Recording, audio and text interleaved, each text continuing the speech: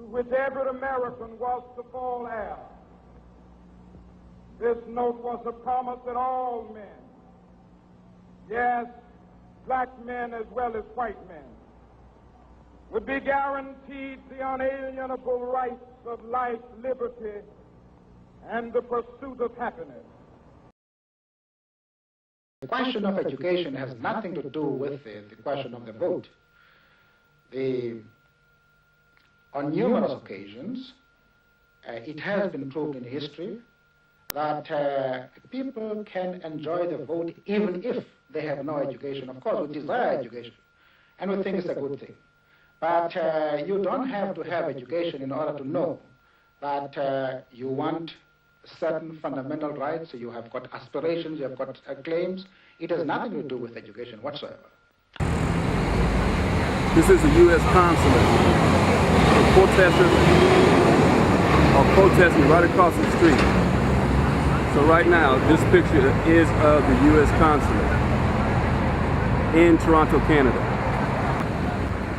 So we're the Tamils protesting here for the past 121 days, protesting against the oppression against the Sri Lankan government. They're killing our innocent Tamils.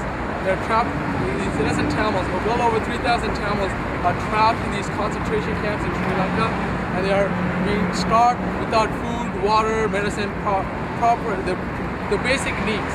So The history of unpunished violence against our people clearly indicates that we must be prepared to defend ourselves, or we will continue to be a defenseless people at the mercy of a ruthless and violent racist mob. While human rights promises the right to life, liberty, and security of person, Palestinians continue to live under the threat of random violence by Israeli military and police. Disproportionate violence within the West Bank and Gaza, unprompted violence in the face of peaceful protest, and misdirected violence by an Israeli state that systematically fails to distinguish between civilians and combatants. While the Universal Declaration for Human Rights protects us against torture and cruel and inhuman or degrading treatment or punishment, Palestinians continue to be physically and psychologically tortured by the Israeli criminal justice system, a term I can only use with irony. As human rights groups around the world have noted, the use of solitary confinement constitutes a clear and indisputable form of torture. Yet in the West Bank, Palestinians are routinely subjected to solitary confinement and indefinite detention,